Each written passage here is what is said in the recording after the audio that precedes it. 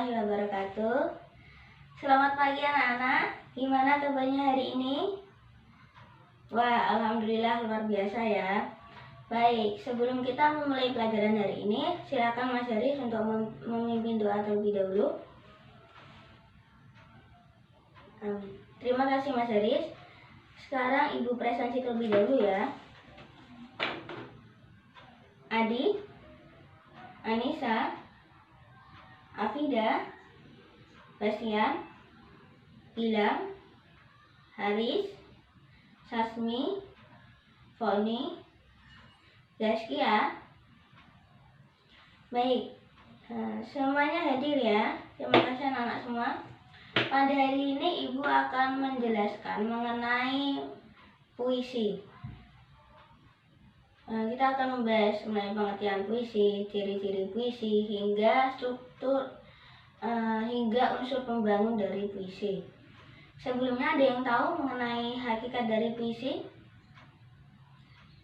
Betul, puisi merupakan ungkapan dari penulis di mana di dalamnya ada irama, ada lirik ataupun ada ritme pada setiap barisnya. Dan puisi harus ada bahasa imajinatif. Kemudian puisi juga harus disusun secara padat dan juga penuh dengan makna. Seperti itu ya anak-anak. Ada salah satu sastrawan yaitu H.B. Yasin yang mengatakan puisi adalah suatu karya sastra yang diucapkan dengan perasaan yang di dalamnya mengandung pikiran-pikiran ataupun ungkapan-ungkapan. Jadi jika disimpulkan, puisi adalah suatu karya sastra di mana itu adalah suatu ungkapan, perasaan ataupun ungkapan pikiran dari seorang penulis apa yang ingin disampaikan kepada pembacanya. Jadi pada setiap puisi pasti akan ada perasaan ataupun makna yang akan disampaikan dari penulis kepada pembaca. Kemudian mengenai ciri-ciri dari puisi. Ciri-ciri dari puisi itu ada 6 anak-anak. Sebelumnya ada yang tahu ciri-ciri dari puisi apa aja? Coba Mbak Afida. Betul, ciri-ciri puisi itu terdiri dari rima ataupun sajak yang teratur.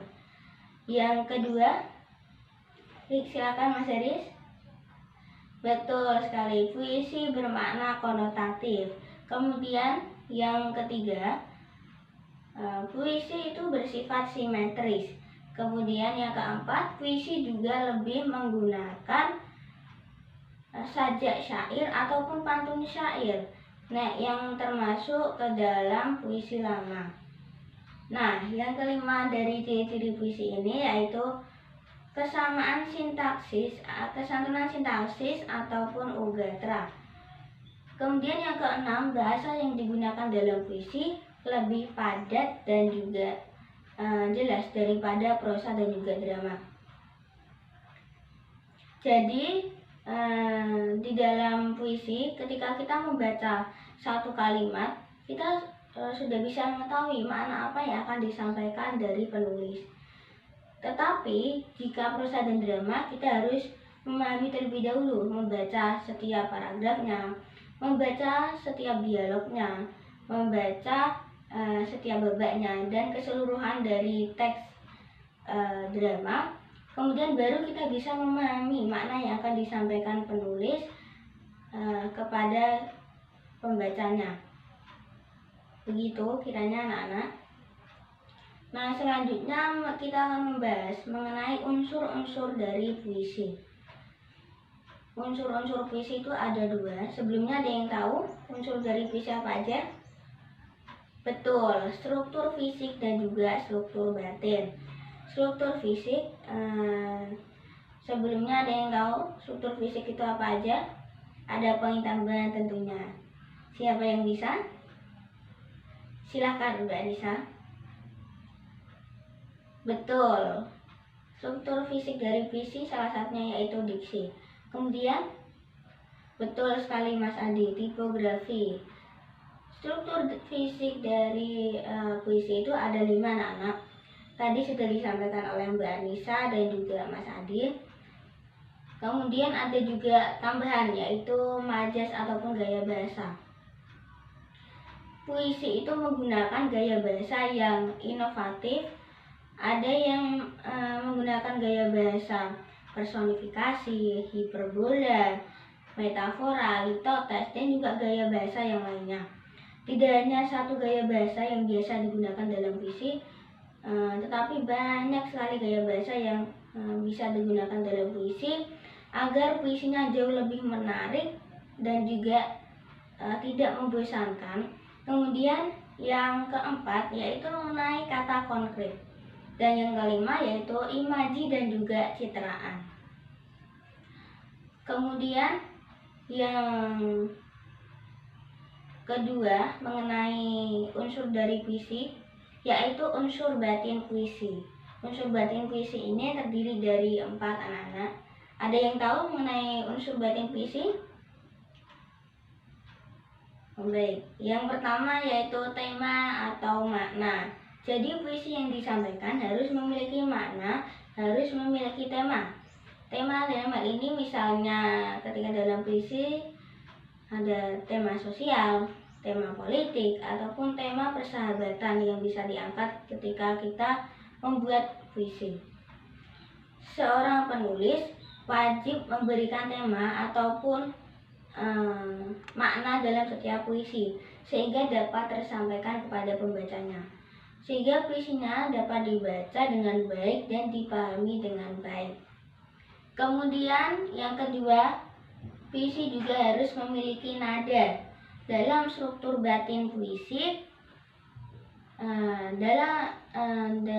kenapa ada nada? Karena dengan adanya nada, puisi itu tidak monoton. Puisi itu lebih imajinatif dan juga lebih unik tentunya. Kemudian yang ketiga ada amanat.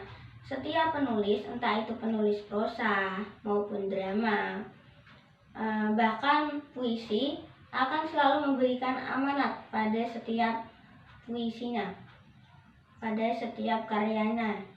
Kemudian yang keempat, dalam struktur batin puisi harus memiliki perasaan, karena perasaan adalah salah satu struktur ataupun unsur-unsur dari puisi yang akan membangun sebuah puisi, sehingga puisi itu menjadi lebih hidup. Selanjutnya anak-anak, ini ada contoh dari puisi yang sudah Ibu tampilkan. Silakan anak-anak baca terlebih dahulu, kemudian dianalisis ciri-ciri, unsur-unsur dari puisi, kemudian dianalisis juga mengenai jenis puisinya, itu termasuk puisi lama ataupun puisi baru ataupun puisi kontemporer. Ibu memberikan batas waktu 15 menit. Apakah ada yang ditanyakan mengenai tugas puisi ini? Sudah paham semuanya ya? Baik, ya silakan dikerjakan.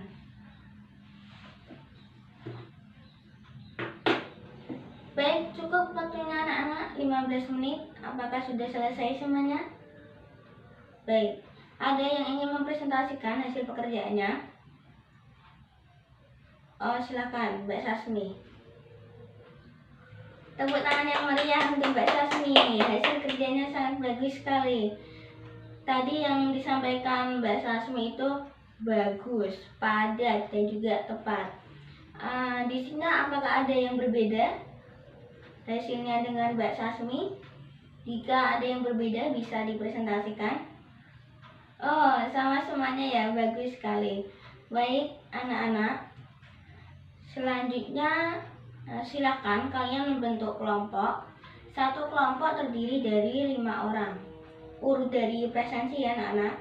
Jadi presensi pertama yaitu Mas Adi sampai Mas Gilang itu adalah kelompok 1. Kemudian Mas Haris sampai Mbak Zaskia adalah kelompok 2. Begitu juga seterusnya. Oke, silakan berkelompok. Baik, sudah berkelompok semua ya. Nah, di sini Ibu akan membagikan sebuah kertas yang berisi mengenai salah satu sastrawan, biografi dari sastrawan. Nanti ketua kelas akan membagikan pada kalian setiap kelompoknya. Nah, disuruh apa Bu kita dengan sastrawan ini, dengan tugas ini? Tugas anak-anak semua mencari salah satu contoh karya puisi dari sastrawan tersebut, kemudian dianalisis. Nah, dianalisisnya ini seperti dianalisis ciri-cirinya, kemudian dianalisis unsur pembangunnya, dan juga dianalisis jenis puisinya. Nah, nanti dibagikan oleh ketua kelas ya. Oh iya, tugas nanti itu dipresentasikan minggu depan. Jadi tugas ini adalah pekerjaan rumah. Silakan anak-anak menyelesaikan tugas kelompoknya di rumah. Minggu depan dipresentasikan, dan jangan lupa dipersiapkan PowerPoint-nya. Filenya juga diketik di Word dan di print out ya anak-anak. Ada yang ingin ditanyakan kembali? Sudah cukup? Sudah semuanya ya? Baik, terima kasih. Sekian dulu yang bisa Ibu sampaikan. Jangan lupa minggu depan kita akan presentasi, persiapkan dengan maksimal ya. Karena nanti nilainya akan sangat berpengaruh pada nilai ujian akhir semester nanti. Karena itu akan mendapatkan nilai yang banyak pada tugas minggu depan. Nilai tersebut sebagai nilai tambahan untuk mengisi nilai ujian akhir kalian. Apakah ada yang ditanyakan lagi? Baik, sudah paham semua ya. Terima kasih. Kelas ini sangat aktif, sangat luar biasa sekali. Ibu harap setiap pembelajaran bahasa Indonesia ataupun pembelajaran yang lain, anak-anak bisa aktif seperti ini ya. Jangan patah semangat, tetap semangat anak-anak. Terima kasih, kurang lebihnya mohon maaf. Sampai bertemu minggu depan. Wassalamualaikum warahmatullahi wabarakatuh.